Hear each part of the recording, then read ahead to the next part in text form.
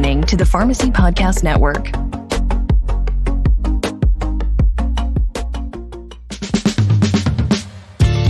Hello, and welcome to PTCE's Pharmacy Connect, a podcast focused on continuing education created by pharmacists for pharmacists. PTCE is the leader in pharmacy and managed care education. In these episodes, listeners will be presented with the most recent clinical updates and strategies for implementing into practice. On this episode of PTCE Pharmacy Connect, we explore the advances in the treatment of immune thrombocytopenia, also referred to as ITP. We'll be reviewing strategies for optimizing clinical and patient outcomes of ITP. ITP is a complex blood disorder where the number of platelets is significantly reduced because of an immune reaction against one's own platelets. ITP increases the likelihood of bleeding, highlighting the important role of the pharmacist in laboratory monitoring, adherence counseling, facilitating continuity of care, and individualizing treatment plans to improve health-related quality of life. And now, here's our host and founder of the Pharmacy Podcast Network, Todd Urey. Welcome back to the Pharmacy Connect podcast. Great to be back. Goodness gracious, this year has gone fast, but what's interesting is how many pharmacists that we have reached through this podcast and the comments that we're getting through social media, on LinkedIn. We appreciate you. Thank you so much for your feedback and making these great learning pieces and segment of your continuing education. A big shout out to the Pharmacy Connect PTCE team. You've done an amazing job putting these together. We have a guest, a host coming back to the Pharmacy Podcast, the PTCE Pharmacy Podcast Connect. And it's exciting for me to reintroduce Dr. Anthony Perissinotti. He is a clinical pharmacist, a specialist in hematology in the Department of Pharmacy at the University of Michigan Medicine, who will lead an incredible discussion today on ITP, a complex disorder that can result in bleeding events ranging from mild to life-threatening. Dr. Anthony, welcome back. Hey, thank you so much for having me back. It's such an honor and a pleasure to be here. So, but today, I'm not going to be the star of the show today. Today, we've got Dr. Lisa Charneski, who is an assistant dean for academic affairs and an associate professor of clinical pharmacy at the Philadelphia College of Pharmacy at St. Joseph's University. And she's going to help provide us with a brief overview of immune thrombocytopenia purpura, which from here on out, we're going to, for simplicity's sake, call this ITP. And she's also going to highlight the current treatment strategies and advancements for the management of ITP. The learning objectives for this podcast are, number one, to outline current guideline recommendations and strategies pharmacists can implement for the management of ITP, and also to recall the efficacy and safety of emerging agents for the treatment of ITP. Dr. Charneski, very welcome to be here. So let's just get off on the right foot here and give me a nice 1,000-foot view of what exactly is ITP and how do patients commonly present? Well, thank you for that introduction, Anthony. I really appreciate it. So ITP, just a general 1,000-foot view on the background. So it's an autoimmune disorder, and it's a disorder where platelets are destroyed. This disease has been called by other terms. I think I've heard a few thrown around already, and Anthony and myself are probably of the same age range because of the word purpura being thrown around, but it's typically referred to as immune thrombocytopenia now, but it has been also called by immune thrombocytopenia purpura, idiopathic thrombocytopenia purpura. And that term purpura, it really refers to a wide variety of skin and mucocutaneous lesions, with an official definition as extravasation of red blood cells into the skin or mucous membranes. Typically, patients with ITP present with either ecchymosis, which is just kind of a fancy word for bruise, or petechiae, which is also a bruise, but just a tiny one, so one that's less than 4 millimeters. Many patients actually have no visible symptoms at all, and they're really just diagnosed when thrombocytopenia is picked up incidentally on a routine CBC. And a much smaller number of patients about 5% or even less actually present with severe bleeding as their initial presentation. The main characteristic really for most patients, though, is an isolated thrombocytopenia.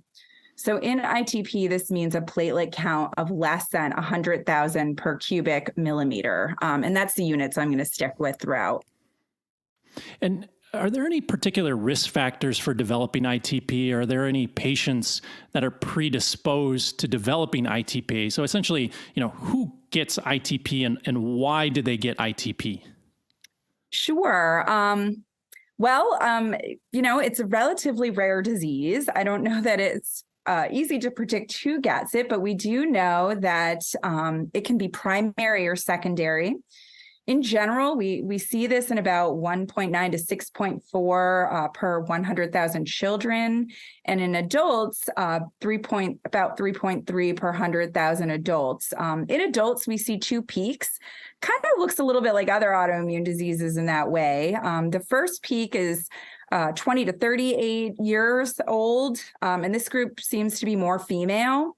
And then the second peak occurs after the age of 60, where we see males and females are more equal in distribution. I mentioned you can have secondary causes, and those include having other lymphoproliferative disorders like Hodgkin's or CML, immunodeficiency syndrome, both genetic and autoimmune types, certain infections, so HIV, HBV, HCV, CMV, all the V's, right? Epstein-Barr virus and Helicobacter pylori have all been associated with this. And then other autoimmune diseases, so patients who have lupus or RA, antiphospholipid syndrome, and Evans disease are all possible secondary causes here. And then finally, medications. So obviously an important area for pharmacists here. Commonly prescribed or used medications include pain relievers like acetaminophen, ibuprofen, naproxen, CNS drugs like diazepam, lorazepam, haloperidol, mirtazapine, carbamazepine, and phenytoin. Some cardiovascular agents, including amiodarone, amlodipine, eptifibatide, furosemide, and heparin. Some antibiotics, which is probably not surprising, like ampicillin and penicillin, piperacillin, ceftriaxone, ciprofloxacin, Bactrim, and vancomycin. And then finally, rosiglitazone, which doesn't really neatly fit into any of those categories that I mentioned. Important to mention, this is not a complete list, just some of them that are most common. So pharmacists should really check if a patient has a new medication that has been started recently and now presents with thrombocytopenia. And then you mentioned the why, Anthony, right? And so, I mentioned it's not really fully understood, but we do know that approximately 50% have detectable antiplatelet antibodies. And what these antibodies do is they promote the premature destruction of platelets. Platelets typically only live about 7 to 10 days, but they are being destroyed faster than that by the spleen and the liver through the induction of the complement system. We also know that megakaryocytes, their function seems to be inhibited, resulting in a decreased production of new platelets. And then T cell abnormalities have been identified in both the T helper cells and the CD8 cytotoxic T cells. And molecular mimicry. So I mentioned all those V's before, all those viruses and the Helicobacter. So there appears to be some role of molecular mimicry involved, since we have all those infections also being associated with it. And then finally, I think it's worth noting that approximately 70% of adult patients will actually go on to have chronic ITP, with the rest experiencing spontaneous remission. And, one of the challenges that I'm noticing here as you're kind of rattling off a multitude of reasons or risk factors to develop ITP is a lot of these things can also just cause thrombocytopenia by themselves and not necessarily that whole entire pathophysiology of ITP. And I think, a lot of people that are on Heme Consult services know that the number one consult for, our benign hematologists is for thrombocytopenia. And there's a multitude of reasons why a patient can become thrombocytopenic. So I think, the big question that I have is, how is ITP diagnosed? Yeah, that's a great question. One that doesn't have a super straightforward answer. So it is a diagnosis of exclusion, which means we really have to do our homework. We have to get a detailed patient history, including physical exam, blood counts, peripheral blood films to exclude other hematologic conditions, many of which you probably see very often. Role of the pharmacist would be, as I mentioned a little bit ago, to take a detailed medication history to exclude drug-induced causes.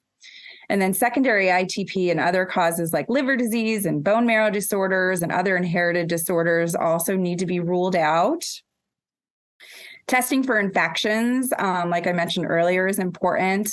There's actually some evidence that in certain geographic areas that treating H. pylori might actually result in improvement of patients with thrombocytopenia. So that's kind of interesting.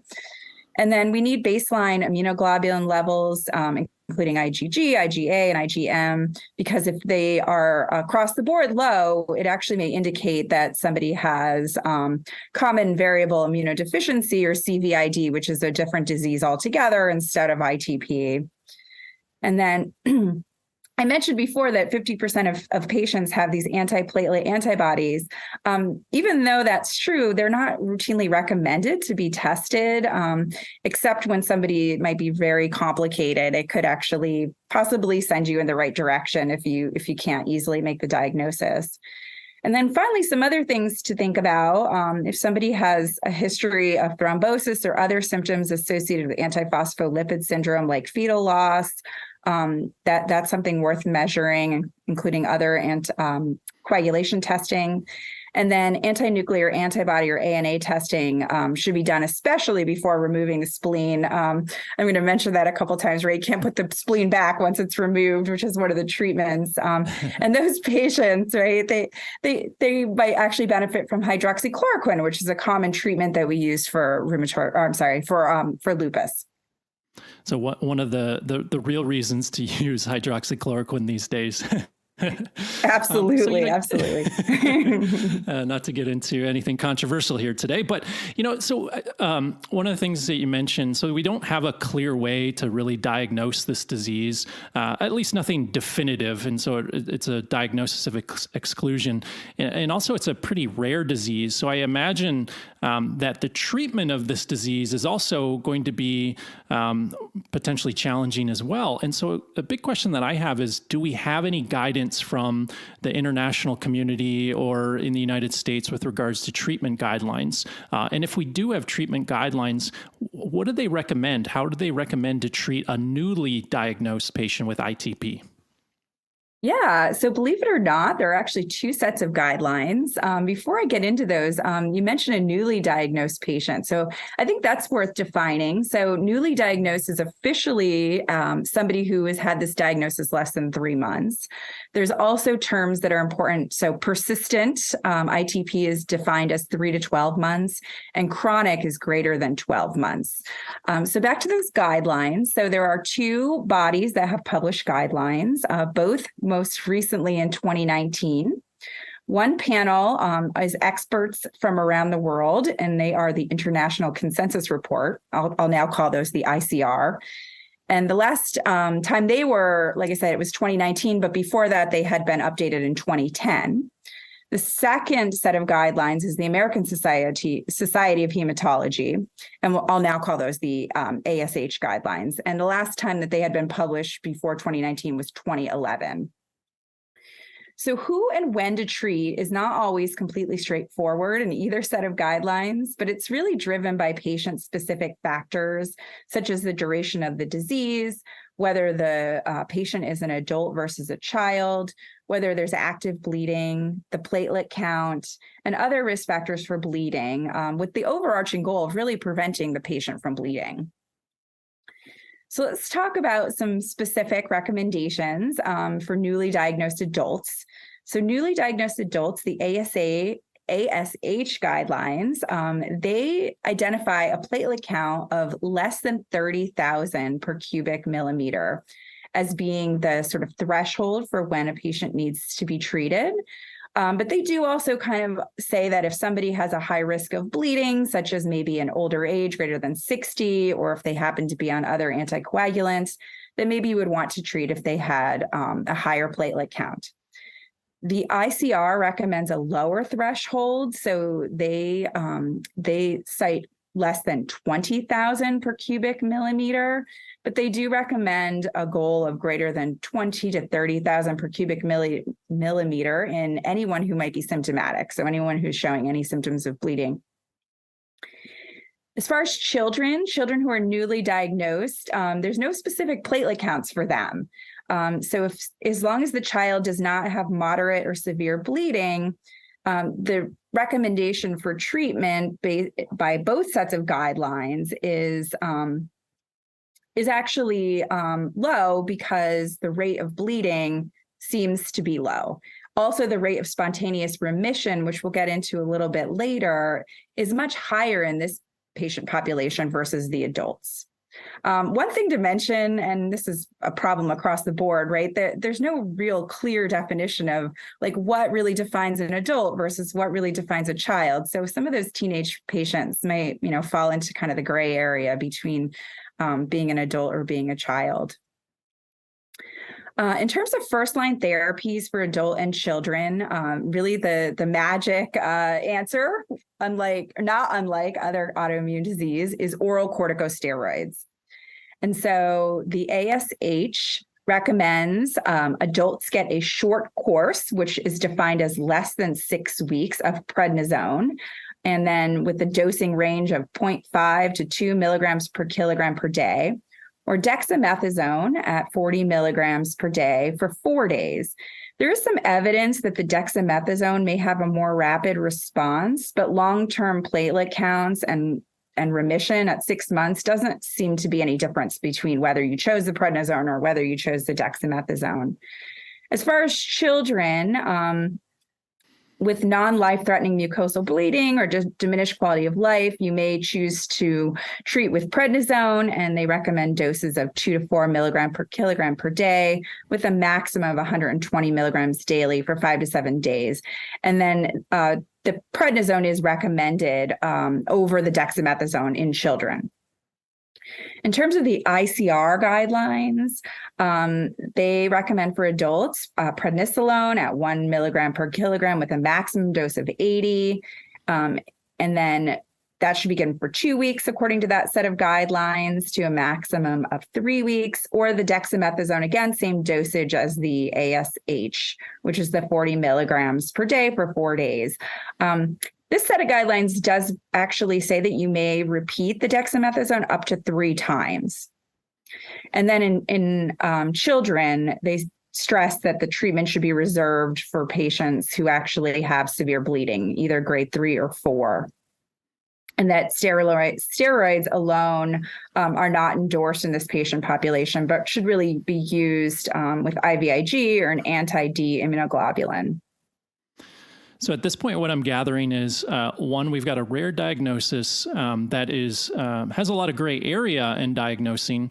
And then also there's quite a bit of gray area, even with regards to treatment. And so I think we rely upon experts like yourself tremendously. And I'm sure the guidelines are based primarily off of expert opinion and not so much data driven. And so a question that I have for you is regards to the steroid. So there seems to be a multiple different recommendations from the various guidelines.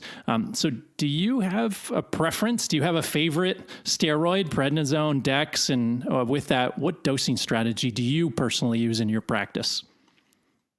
Well, don't we all have a favorite steroid, right?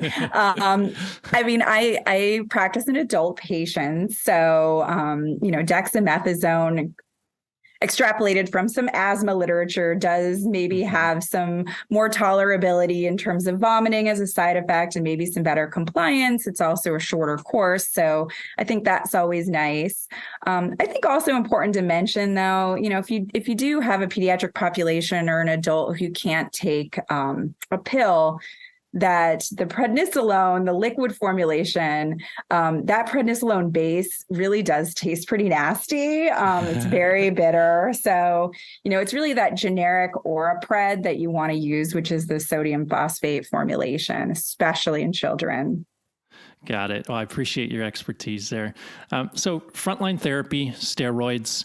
Now, this is in a patient that is not bleeding or with severe thrombocytopenia, or even, a patient that you don't need their platelets to come up immediately, right? Because there's no procedure that you need to do in the next day, or, a patient's not bleeding. So are there differences in how you would approach a patient where you urgently need to get their platelets up? Yeah, absolutely. So, in those patients, we're really probably talking about IVIG. It does have a role as combination therapy with IV corticosteroids as well. Although, it is really important to point out that none of these drugs should delay a platelet transfusion if somebody, is bleeding or, at risk of having to have an urgent surgery or something like that.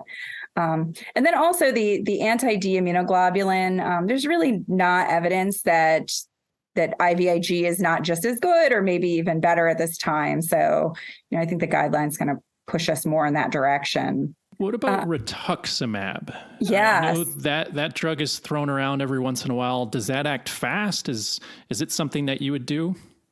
Yeah, I think this is a really interesting drug, and at this particular time, sort of in the disease state. I'm expecting we're going to see more research in this area, because although there's limited data right now, it does seem that rituximab may enhance remission rates when used early in combination with corticosteroids for initial treatment. I think the issues is that we don't really have a great handle on optimal dosing and potentially the risk of, short-term, long-term risk of using rituximab. But we know that, this medication is a monoclonal antibody against CD20, and it depletes the peripheral B cells. Okay, so in this scenario, patient that needs a rapid increase, rituximab might not be your go-to. It potentially can enhance the durability, but not necessarily the rapidity at which you can, attain a remission in these patients. Right. And I think we'll talk a little bit later about, rituximab does come with, I think, some unique risk factors. So if you did have somebody who was potentially clinically unstable, it might not be a drug you want to reach for right away. That's a good point. And not to mention implications with our COVID vaccines and other vaccines.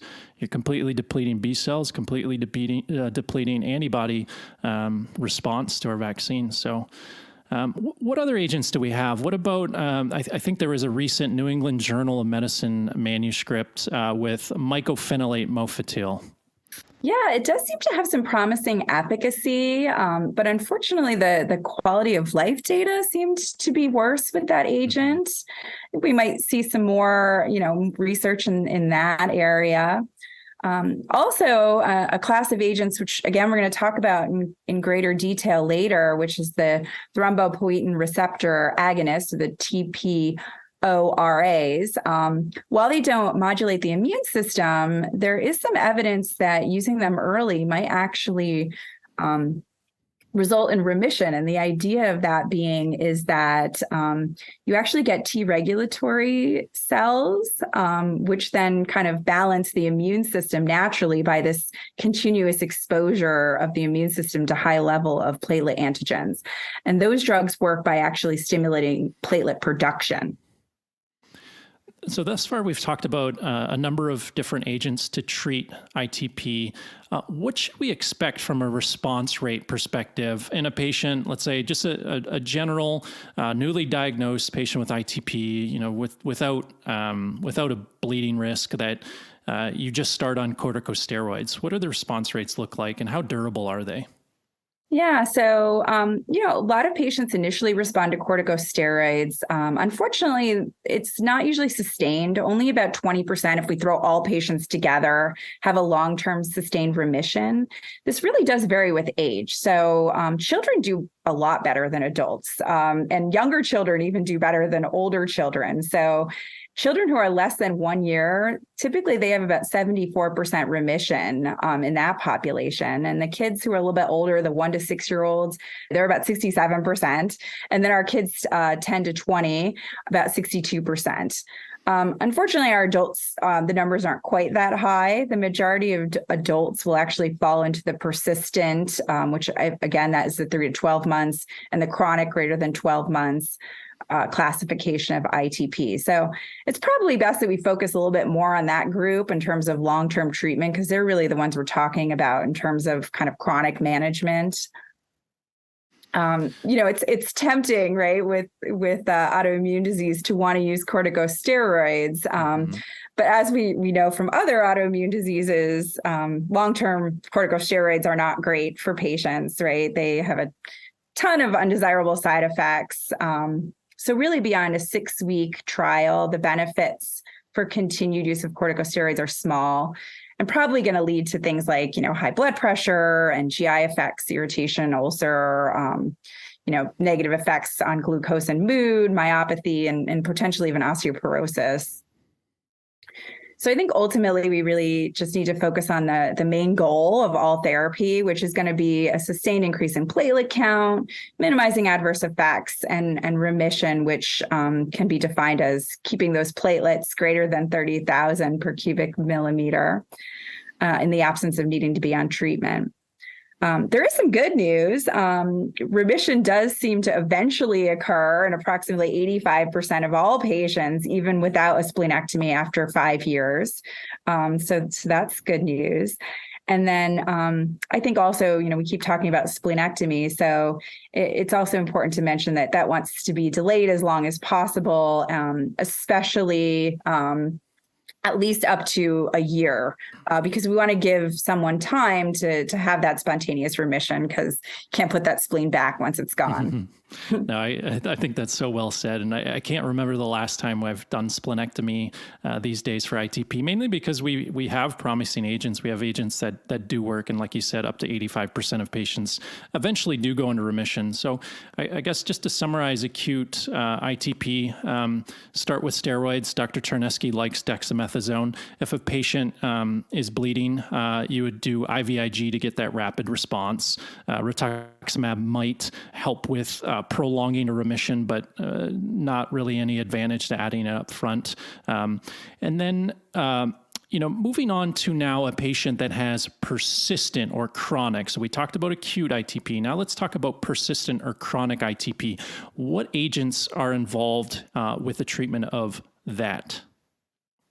Yeah, so I mentioned a little bit earlier that we have these agents that are thrombopoietin receptor agonists, or TPORAs.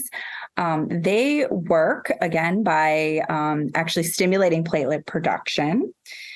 There's 3 of those agents. So there is romiplostim, there's L-trombopag, and there is avatrombopag. These are going to be challenging my pronunciation the entire time.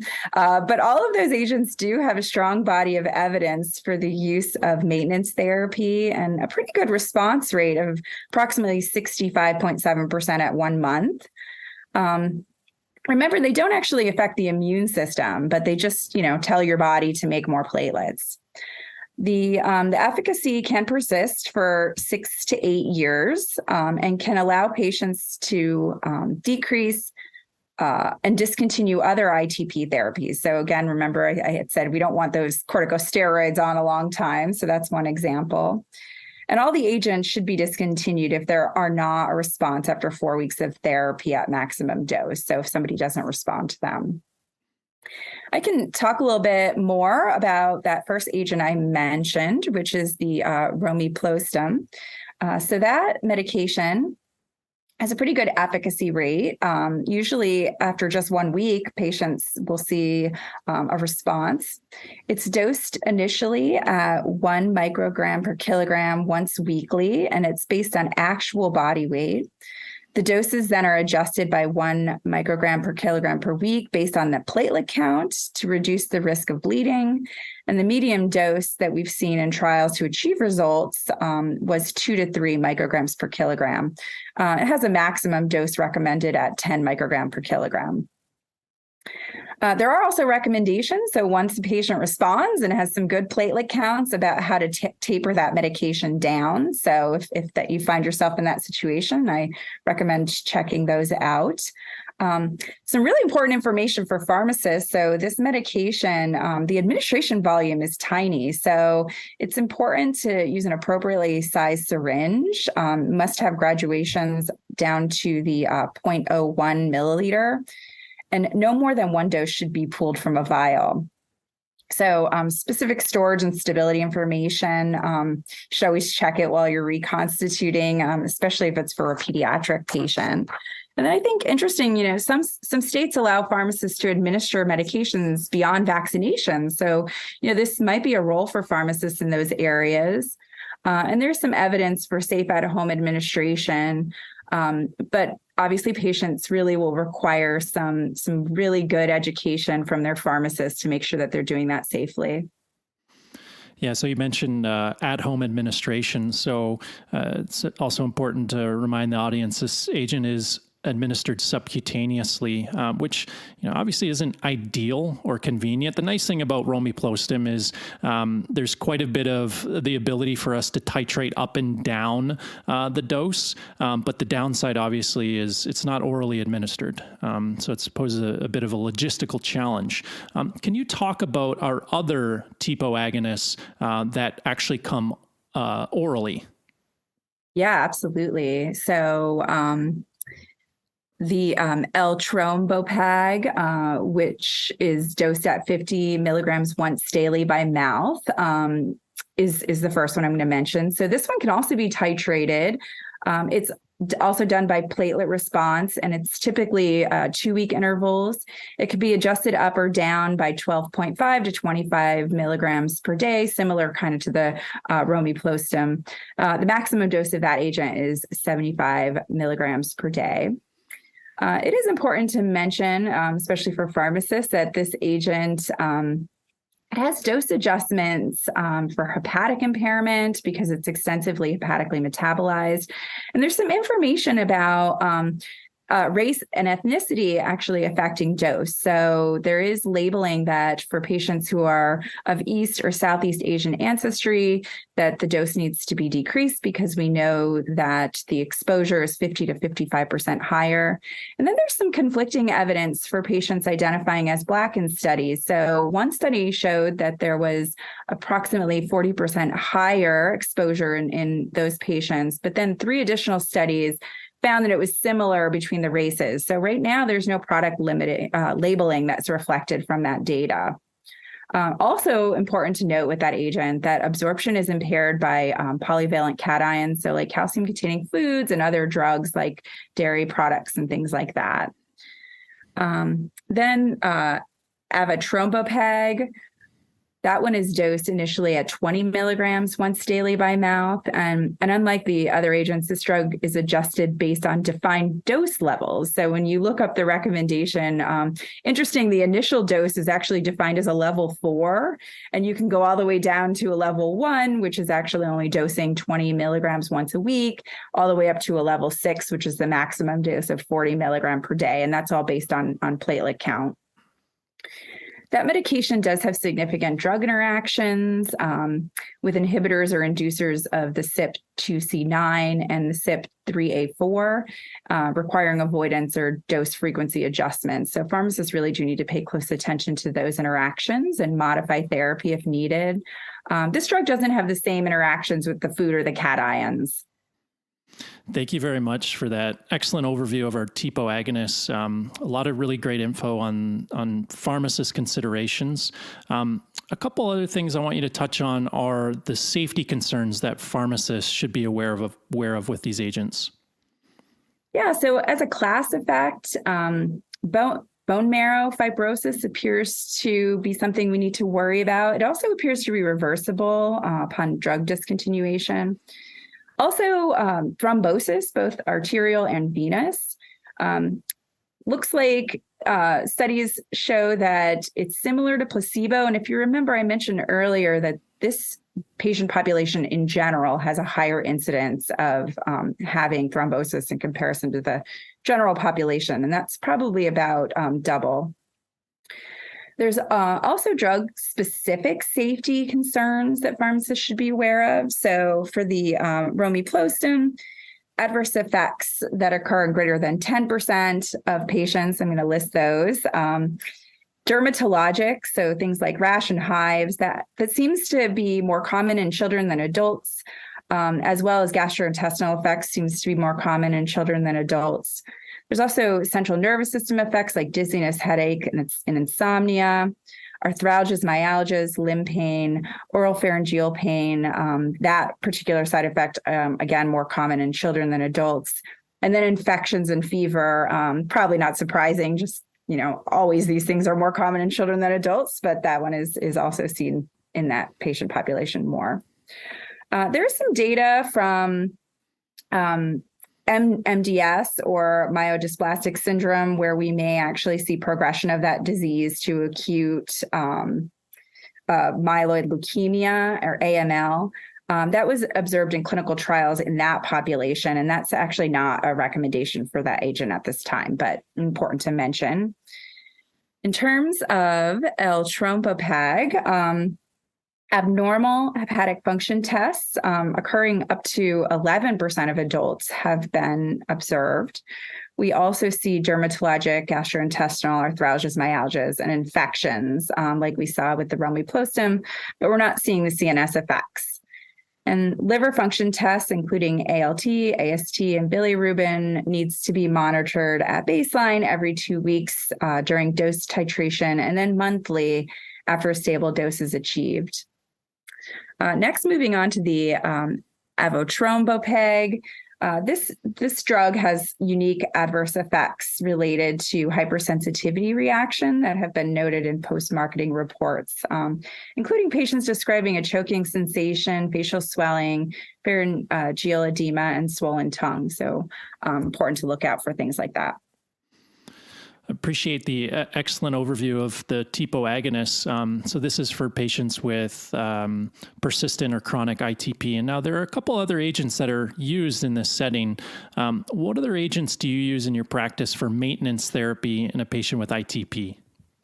So rituximab, I mentioned earlier, is a drug that has a role here. So now we're kind of talking about our chronic patients versus the newly diagnosed patient earlier. So if we remember, this is a monoclonal antibody directed against the CD20 antigen on the surface of the B lymphocytes.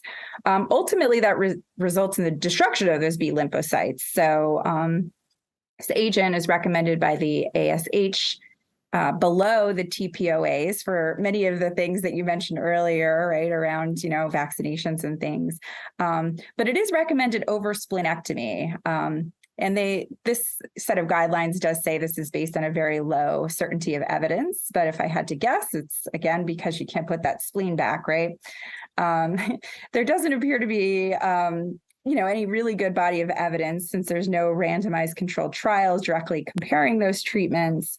Rituximab does have a response rate at 1 month of approximately 62.1% versus the TPO RAs at 65.7% and splenectomy at 86.7%, which is good, but comes with all of the safety concerns of splenectomy, such as infection, thrombosis complications from surgery. And really, that's probably the justification for why rituximab should be used over splenectomy. In terms of dosing, there's really, as I mentioned, I don't know that it's well defined what the optimal dose of rituximab is for this patient population, but we do know that drug is used at 375 milligrams per meter squared once weekly for 4 doses by IV infusion. Those black box warnings for fatal infusion reactions exist, also severe mucocutaneous reactions, HBV reactivation, so screening prior to administration is required. And then potentially progressive multifocal leukoencephalopathy as a very severe adverse effect. In terms of studies from the ITP population, people seem to tolerate this medication relatively well with mild to moderate incidence of infection. But pharmacists really should be aware that the drug does have a wide range of possible adverse effects, many of which I mentioned earlier, some very serious, including cardiovascular, dermatologic, GI, liver, CNS, and those allergic type reactions. Finally, there's a newer agent that was approved by the FDA in April 2018 for the treatment of chronic ITP. This medication is fostamatinib. I think I got that right. And it's a unique mechanism of action. So it's classified as a spleen tyrosine kinase, or SYK inhibitor. This SYK affects cellular proliferation, differentiation, survival, immune regulation, and plays a role in phagocytosis and autoantibody production. So this medication works by modulating the immune system. The majority of the data for this agent comes from 2 phase 3 studies where most patients receive the drug as either third or fourth line therapy. And that is how the FDA has approved it at this time.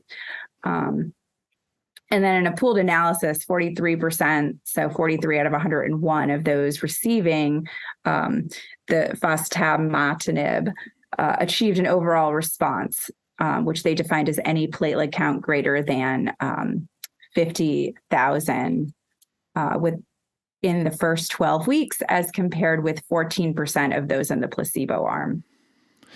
So I want to talk a little bit more about fostamatinib, just because it is probably the newest agent for ITP.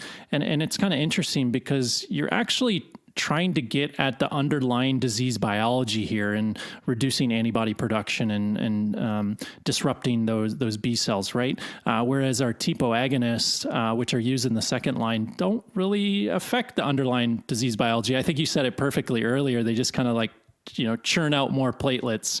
And so I guess the question that I have is, because you mentioned fostamatinib is being used in third or fourth line settings. Do we have any data of pushing fostamatinib up to the second line where our TPO agonists are currently being used? Yeah, so there actually is a little bit of data.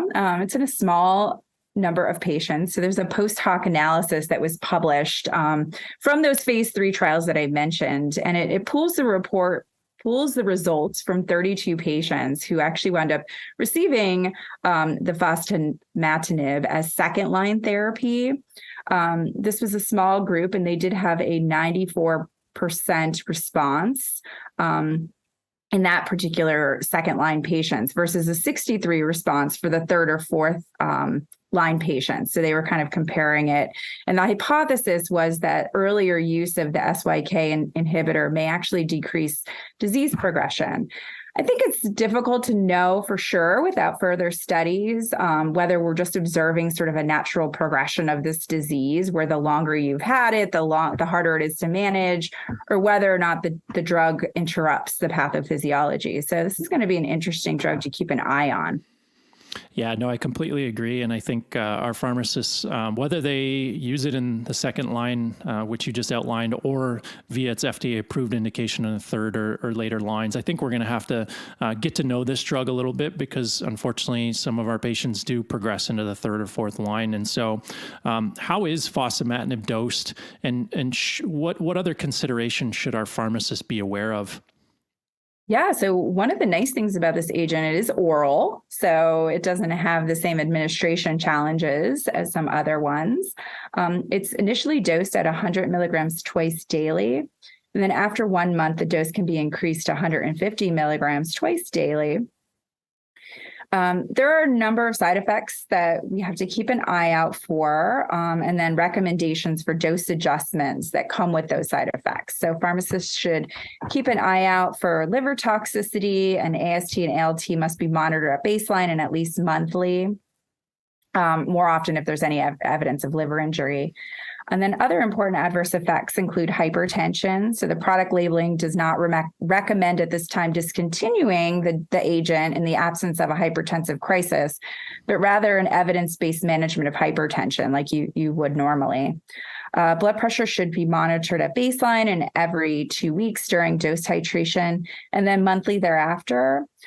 Diarrhea is also a big one. So approximately a third of patients will report diarrhea, and neutropenia. So approximately 28% of patients may require dose reduction or temporary interruption of therapy. Patients need to be warned about the potential for diarrhea, and the CBC should be monitored at least monthly. And then interactions with strong CYP3A4 inhibitors do exist, which can increase the toxicity of the medication. So pharmacists should need to pay special attention to those. That was such a great overview of all the pharmacologic agents that we have for ITP. Dr. Charneski, you're clearly very heavily involved with patients in the treatment and the management of ITP. What roles do you see pharmacists play in the management of patients with ITP? I think it depends on the practice setting. Pharmacists can definitely play different roles, from diagnosis to chronic management. At the point of diagnosis, and we've mentioned this a couple of times, that patients' medication list really needs to be evaluated, especially because we know the diagnosis is one of exclusion. I think, next, in terms of coming up with a patient-centered treatment plan and in collaboration with the other members of the team is important. So, considering things like patient preference, remember a lot of these drugs have require administration in a healthcare setting versus at home, and some are oral versus sub-Q. So that's going to be important to consider preference there. Also, comorbidities, especially those that patients have that might increase their bleeding risk. And then the adverse effect profiles and the drug-drug interactions of each individual agent. Pharmacists can also play an important role in monitoring the labs and administration adherence counseling and assisting with patient access to the medications. And then finally, there's a lot that's unknown still about this disease state, especially in terms of the optimal management and the place in therapy of the various new agents. So I think pharmacists can really play a role in future research. Drugs like fostamatinib, they're oral, offering convenience, but they're currently reserved for patients who have failed other therapies. So, is there a role for those earlier in treatment? I think that, there's research to be done there. And then the order of other drug choices may impact whether or not somebody has an early spontaneous remission versus going on to develop, chronic ITP that lasts longer. So I want to thank you for entertaining all my questions today. And I have one final question, and I want you to give me your elevator pitch for ITP. What do you think is the single most important takeaway that our pharmacist listeners should know? Well, I think that people just need to remember this is extremely complex disease. Initial management, like many other autoimmune diseases, does involve corticosteroids, ideally, oral and short course. For those patients who do wind up having a longer course of the disease, we can manage them with drugs that either target the platelet count, like our TPORAs, or modulate the immune system, like the fostamatinib. Some patients may ultimately wind up needing a splenectomy, and pharmacists do play important roles in ensuring that those patients receive their proper vaccinations. But I think the good news is the 5-year mark, about 85% of patients will wind up in remission. Yeah, that's so helpful. And I want to thank you again, Dr. Charneski, for sharing your expertise on ITP.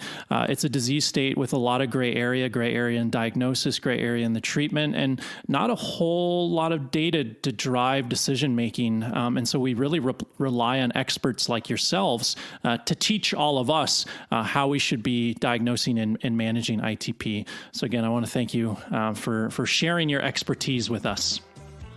Absolutely. It was a wonderful time. And with that, I want to thank the audience as well for listening in today.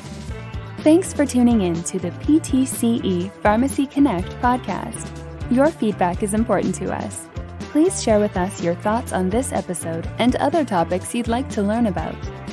Go to pharmacytimes.org/contact and send us a message.